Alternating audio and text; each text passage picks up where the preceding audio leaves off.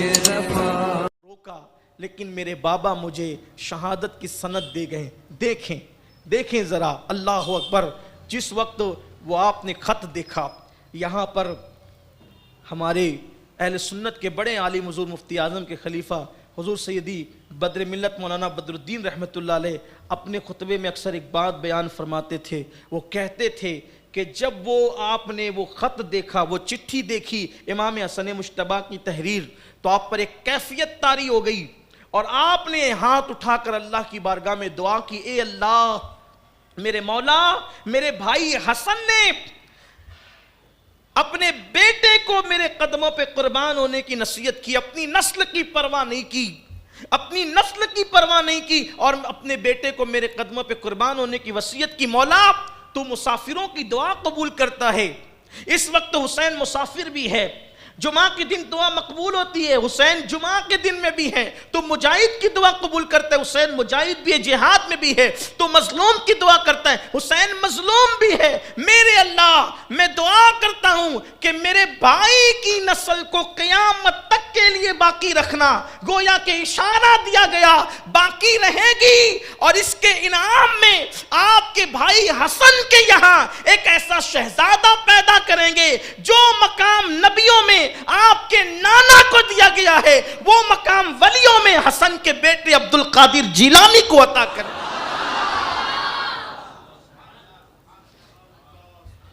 امام قاسم نے کہا چچا یہ شہادت کی سند میرے بابا نے دی ہے.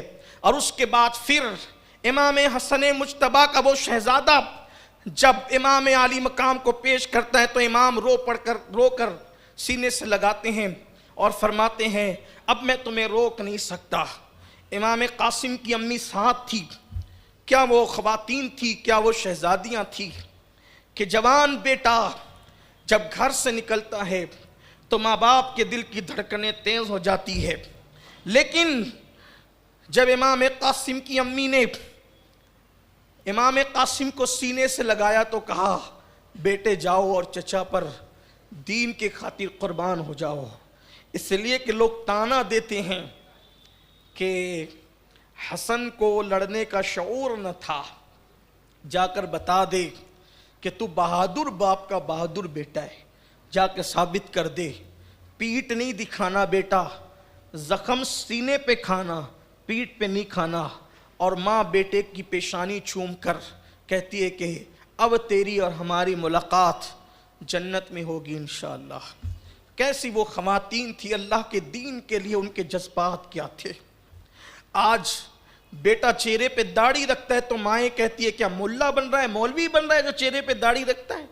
انا للہ و انا الیہ راجعون. کیا منہ دکھائیں گی یہ خواتین اللہ کی بارگاہ میں, کیا منہ دکھائیں گے اللہ کی بارگاہ میں. اللہ اکبر.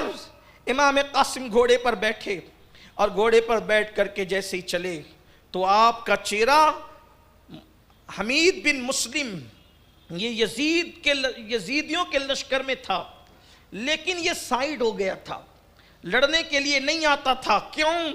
اس لیے کہ آنے کے بعد اس پر یہ منکشف ہوا کہ جو ہو رہا ہے غلط ہو رہا ہے, لیکن تھا ان کے ساتھ. وہ بیان کرتا ہے, بہت سے مورخین نے کئی روایتیں اس کے حوالے سے لکھی ہے.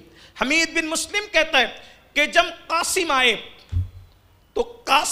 تو ان کا چہرہ ایسے چمکتا تھا کربلا کی تپتی ہوئی ریت پر جیسے 14ویں رات کا چاند چمکتا ہے.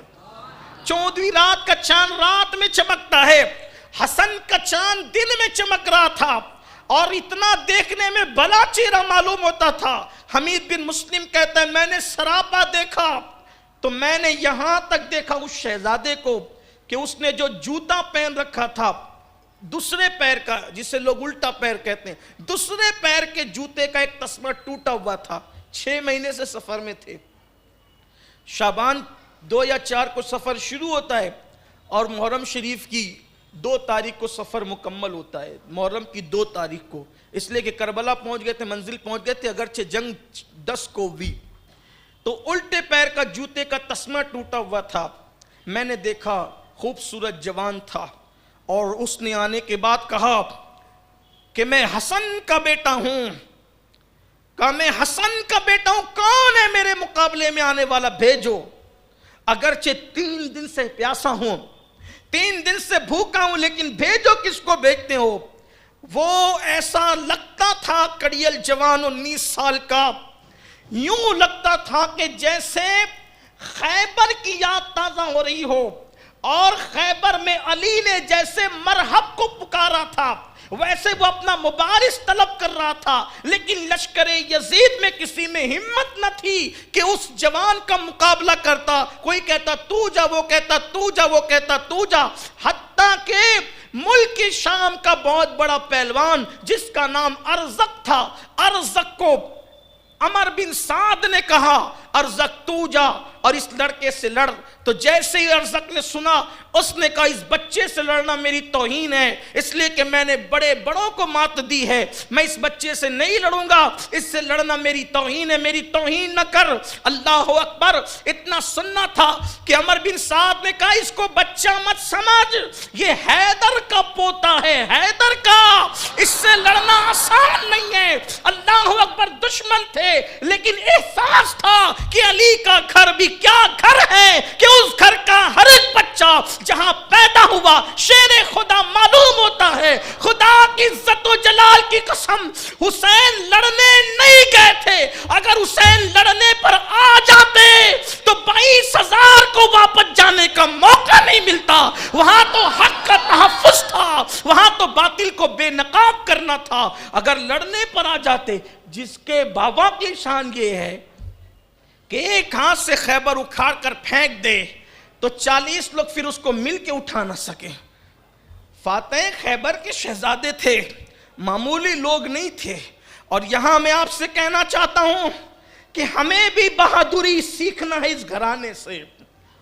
हां, सिर्फ अपने बाल संवारने के चक्कर में मत रहो, सिर्फ व्हाट्सएप और फेसबुक के चक्कर में जनाना फितरत इख्तियार मत करो। मर्द हो मर्द। अहले बैत ने हमें मर्दानगी सिखाई है, बहादुरी सिखाई है, जुर्रत सिखाई है, हिम्मत सिखाई है, शुजाअत सिखाई है। हम दहशतगर्दी के मुखालिफ हैं, उसके कायल नहीं हैं, लेकिन अल्लाह की इज्जत की कसम जब हक की बात आती है तो फिर ऐसे डटो जैसे कि कासिम डटे थे, ऐसे डटो जैसे औनो मोहम्मद डटे थे, ऐसे डटो जैसे अब्बास अलमदार डटे थे। जुर्रत और बहादुरी होनी चाहिए अहले बैत के मानने वालों में। हम जुल्म पसंद नहीं करते, लेकिन जनानियत को भी पसंद नहीं करते, निस्वानियत को भी पसंद नहीं करते। ये अपने अंदर जुर्रत करबला पैदा करती है। इमाम कासिम ने कहा भेजो किसको भेजते हो। अमर बिन साद ने, शकी इब्ने साद ने कहा अरज़क तू जा। अरज़क ने कहा ये बच्चा है, बच्चे से मैं नहीं लड़ता। तो उसने कहा ये अली का पोता है, अली का, हसन का बेटा ये।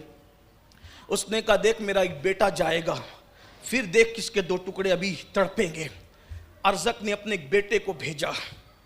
जब अरज़क ने अपने बेटे को भेजा तो उस वक्त उसने देखा कि उसका एक बेटा आया मस्त हाथी की तरह, और उसने इमाम कासिम को कहा कि तुम जैसों को तो हम बाएं हाथ से कत्ल करते। इमाम कासिम ने कहा अली का पोता हूं, पहचाना नहीं तूने। और ये मुबालगा नहीं है, इब्ने जरीर तबरी को उठाकर पढ़े, एक बार में उसके 2 टुकड़े किए, एक बार में 2 टुकड़े किए। और जब वो गिरा नीचे तो उसके घोड़े पर खुद बैठ गए, उसकी तलवार पे कब्जा कर लिया, इसलिए कि जंग में इसे जो है वो जवाज की हैसियत हासिल है। फिर उसके बाद अरज़क का एक बेटा जब मरा तो दूसरा उस पे गुस्से में आकर के वो चला आया, उसके भी 2 टुकड़े किए। तीसरा गुस्से में आया, उसको भी नेजा मारा, उसको भी गिराया। 4 उसके बेटे मार गिराए। अरज़क ने देखा तो अब तो वो बिल्कुल कंगाली हो गया था, उसके कोई बच्चे तो अब बचे नहीं थे, चारों को जहन्नम रसीद कर दिया।